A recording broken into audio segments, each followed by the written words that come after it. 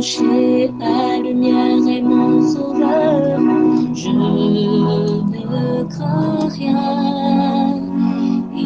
Il est mon rempart et mon ferme soutien. De qui pourrais-je avoir peur? Shalom. Nous avons aujourd'hui la croquette biblique numéro 138, tirée du livre de Job au chapitre 15, le verset 1. Il y est écrit: Éliphaz de Théman prit la parole et dit.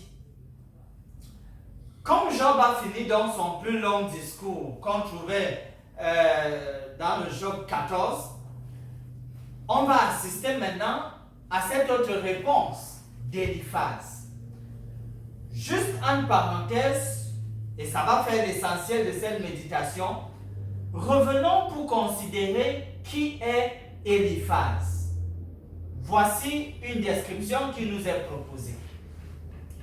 Éliphaz de Théman, le premier et le plus proéminent des trois amis de Job, qui vient d'un endroit distant pour présenter leurs condoléances et le réconfort lorsqu'ils ont appris son affliction. Il est représenté comme un sage vénérable et bénin, venant de Théman dans l'Idumée, une place appréciée pour sa sagesse. Il ne fait aucun doute que l'auteur désire présenter ses propos comme les plus sages du monde. Ces discours sont bien élaborés et judiciaires. Job les estime froidement académiques, remplis de bons conseils religieux considérés abstraits. Leurs erreurs, c'est qu'ils ont irréversiblement présupposé que Job est méchant.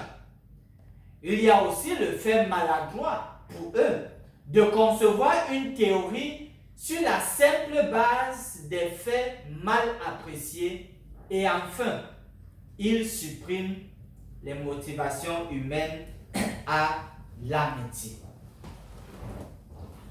On pourrait donc se demander pourquoi prendre le temps de considérer un certain nombre d'éléments sur Éliphaz.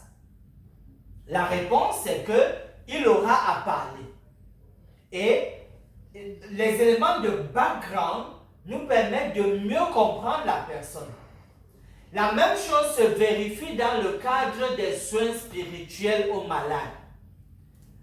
Toute personne qui vient vous rendre visite, vous en tant que malade, ce que la personne vous dit, il est important d'analyser en fonction de son contexte, en fonction de sa manière à elle de voir les choses. Si elle est quelqu'un d'optimiste, quelqu'un qui croit en Dieu, quelqu'un qui recherche la paix, cela va se ressentir dans ses paroles, ses agissements et tout ce que la personne fera. Nous comprenons donc que quand les gens vous parlent, ils vous parlent en fonction de leurs propres expériences. Et donc, s'ils ont eu à traverser de bonnes expériences, des expériences fructueuses, porteuses, ce qu'ils vous diront ira aussi dans le sens de vous amener à expérimenter quelque chose de bien. Mais si au contraire, ils ont traversé des choses vraiment négatives et sont pessimistes, cela va se refléter aussi dans ce qu'ils disent. Oui, vous avez plein d'amis, mais il faut bien faire attention à ce que chaque ami dit. En guise de promesse, vous vous souvenez de ce verset-là où il a dit « L'amitié de l'Éternel est pour ceux qui le craignent ». Plus vous aurez donc Dieu pour ami, mieux ce sera. Mieux vous allez recevoir de lui des paroles et des conseils qui vous engagent dans le succès, dans la réussite. L'amitié de l'Éternel est pour ceux qui le craignent. Que l'Éternel soit votre ami, notre ami pour toujours.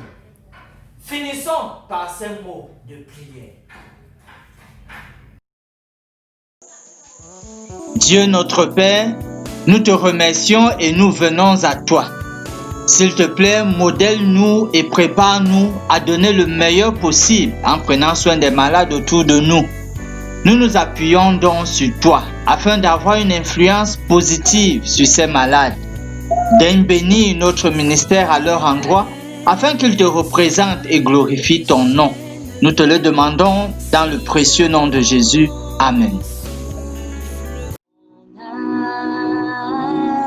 Espérons l'Éternel, mon âme, espérons l'Éternel, qu'un chant s'élève au Dieu du ciel, qu'un chant s'élève au Dieu du ciel, mon âme, espérons l'Éternel.